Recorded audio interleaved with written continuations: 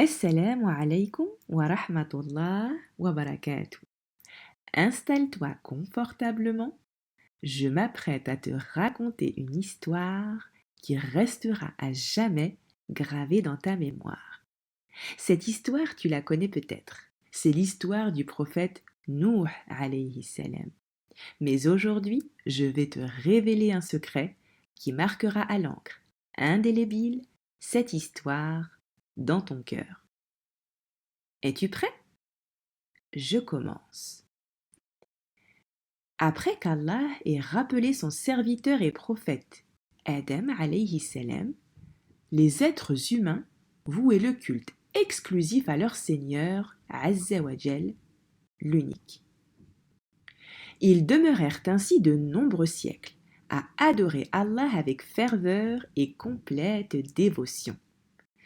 Cette situation rendait Satan fou de rage et de colère. Il cherchait par tous les moyens à égarer les êtres humains afin de les mener à leur perte dans l'enfer éternel.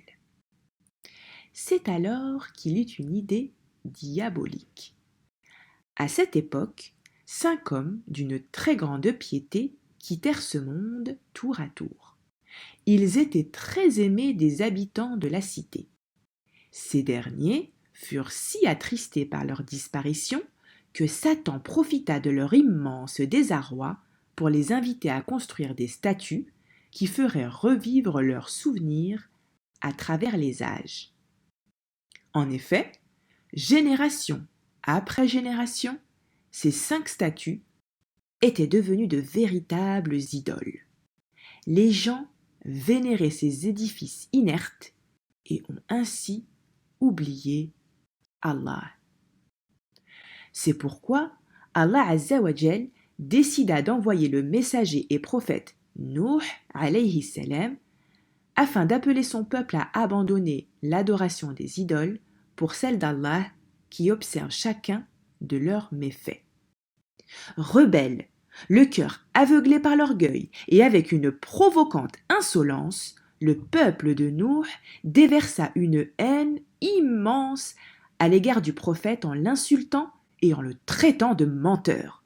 Pire encore, à chaque fois que Nuh les invitait à revenir vers Allah, ils se couvraient la tête et bouchaient leurs oreilles avec leurs doigts pour ne pas l'entendre prêcher. Malgré cette abjecte rébellion, Nuh alayhi salam ne ménagea aucun effort et appela son peuple 950 longues années durant. C'est alors qu'Allah annonça à son serviteur et prophète Nuh qu'il s'apprêtait à punir son peuple pour son comportement inique et son incroyance. Il révéla à son prophète qu'un déluge s'abattrait sur le peuple impie et lui ordonna de construire une arche qui le sauverait, lui et ceux qui croient, de la noyade. Nuh et quelques personnes parmi les faibles commencèrent la construction de l'arche, un immense bateau de bois.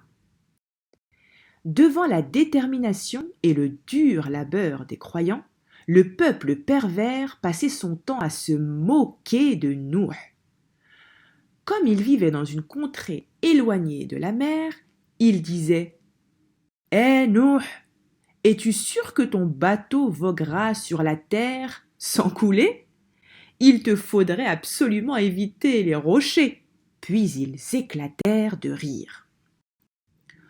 Concentré sur son action noble et sur les ordres de son Seigneur, Nuh embarqua un couple de chaque espèce animale, rampant, marchant et volant.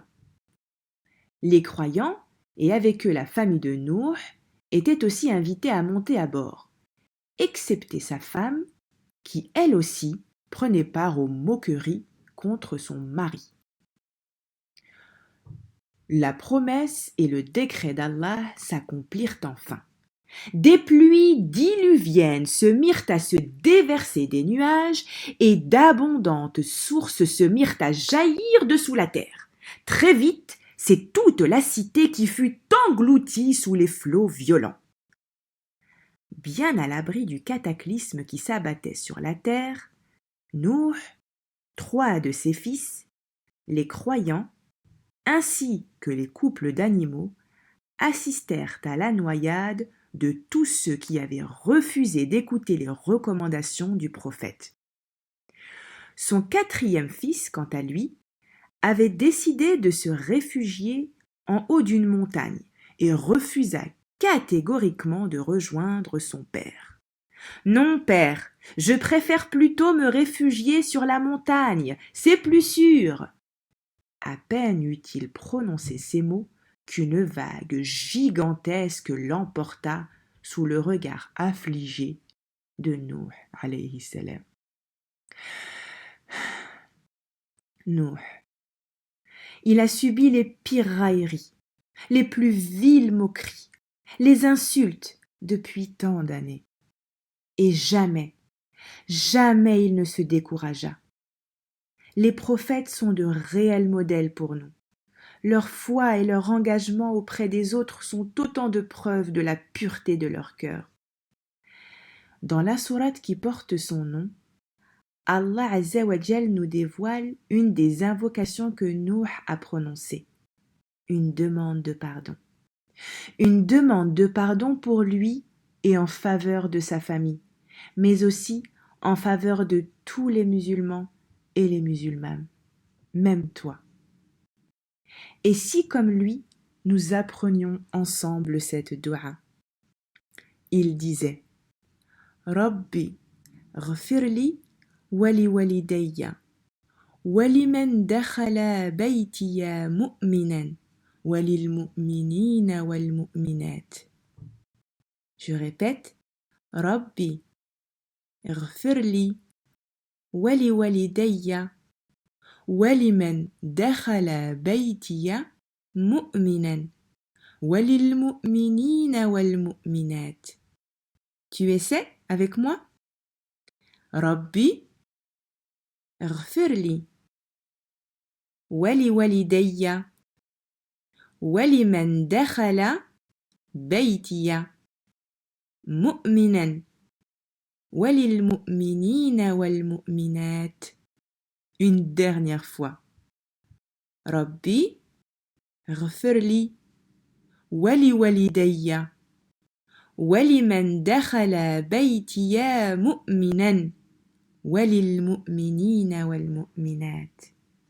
Fais revivre le souvenir de Nuh alayhi salam et apprends cette magnifique dua.